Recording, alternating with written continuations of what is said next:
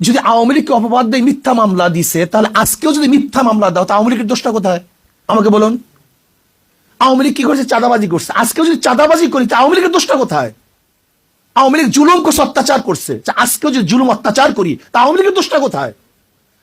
আমি চাই না কোন আওয়ামী লীগ করার কারণে কাউকে জ্বালিয়ে দেওয়া হোক, কারোর অফিসকে ভেঙ্গে চুরে তছনছ করা হোক, আওয়ামী লীগ করার কারণে তার মিল ইন্ডাস্ট্রিজকে জ্বালিয়ে দেওয়া হোক। এইটা আমি চাই না। আমি চাই যে অন্যায় করছে তার বিচার হোক, কিন্তু যে অন্যায় করে না, সে যে দলের হোক না কেন, সে আমার শত্রু হোক না কেন, তার বিচার করা যাবে না, তার উপর জুলুম করা যাবে না। এই জুলুম মুক্ত এক দেশ আমরা করতে চাই, প্রত্যেকের অধিকারকে প্রতিষ্ঠিত করতে চাই। আমরা এখন জুলুম করতেছি, হাজারো মামলা হচ্ছে, নিরাপদ মানুষের বিরুদ্ধে মামলা হচ্ছে। তাই সে আওয়ামী লীগ করুক, সে নিরাপরাধ, সে ভালো, তার নামে মামলা দেবো কেন?